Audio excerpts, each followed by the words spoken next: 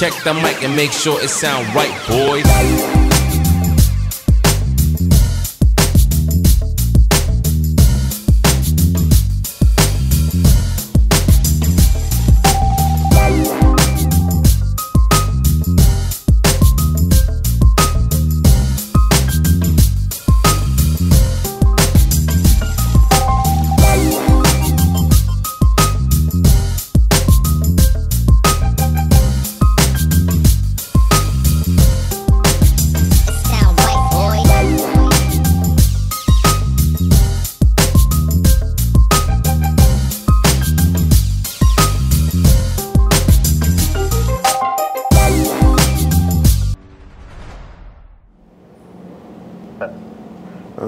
Sir నాకు రెగ్యులర్గా మన రిపీటెడ్ కంప్లైంట్స్ ఉన్నాయి sir. Just I want bring it to notice.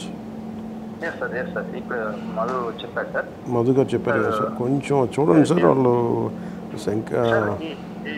small submission, sir. One motorcycle was immediately fitted with the regular silencer, and the council also already counseled, sir. They are taken to police station and counseled 4 days back, sir, because that 6th line, one of the person in 6th line, sir, NTR colony complained, sir. Already we have taken these 2 guys to the police station and physically counseled and already given warning, and ఒక motor చెన్నైకి వెళ్ళింది అంటే ఇంకో motor cycle దొరికి దానికి ఇమ్మీడియట్గా ఈ silencer కూడా చేశారు సార్. రెండోసారి ఇప్పుడు మళ్ళీ పంపిస్తున్నారు సార్. యాక్చువల్లీ నాకు రెగ్యులర్ కంప్లైంట్స్ అంటే రౌడిజం ఎక్కువ అయిపోయిందని కొంచెం మీరు అది కొంచెం సీరియస్గా తీసుకోవాలి సార్. Please contact. ఒకసారి అందరికీ జనరల్ కౌన్సిలింగ్ ఇచ్చేయండి సార్. ఫర్ సిటిజన్ కొంచెం ముందుకు రమ్మని చెప్పండి సార్. Otherwise thank you.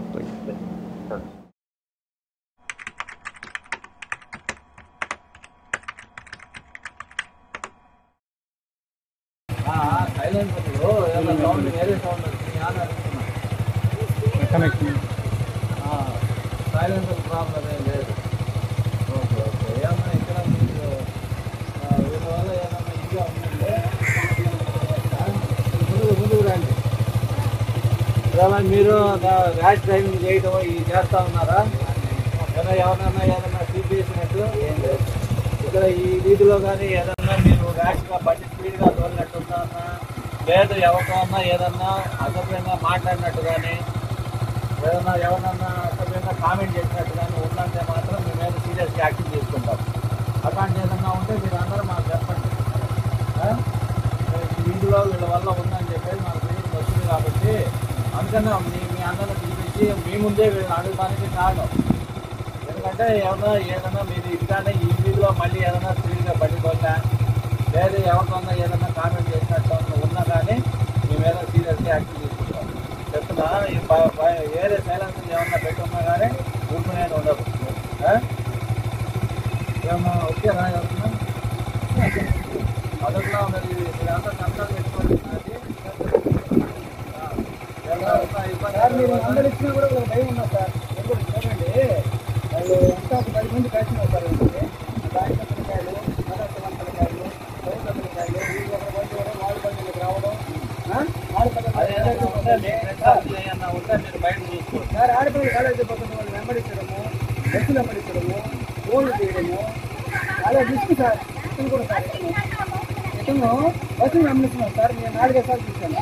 ఆడపిల్లలు చదువుకొని పోయే వాళ్ళకి చాలా డిస్టర్బెన్స్ సార్. చాలా డిస్టర్బెన్స్ సార్.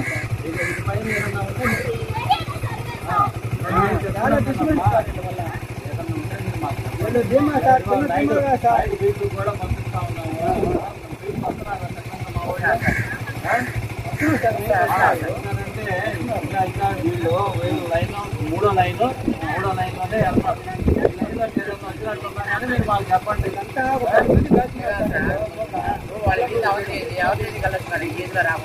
అందుకే చెప్తా ఉన్నాను నేను. అదే చెప్తున్నాను. చిన్న బిడ్డలు బైక్ లో పోతుంటే మీ వీధిలోనే వెళ్ళండి, మీ వీధిలోనే రండి.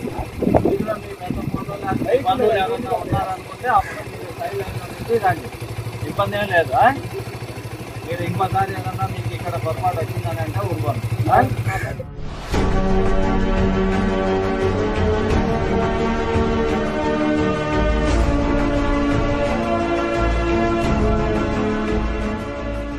కాలుష్య నివారణకు ప్రభుత్వం తీసుకుంటున్న చర్యలు, రెండవది అందుకు సంబంధించిన వివరాలు ఏంటంటే,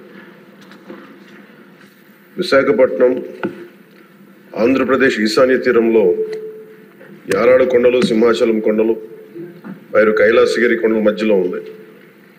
దాని స్థలాకృతి లక్షణం కారణంగా దీన్ని తరచుగా బౌల్ ఏరియా అని పిలుస్తారు.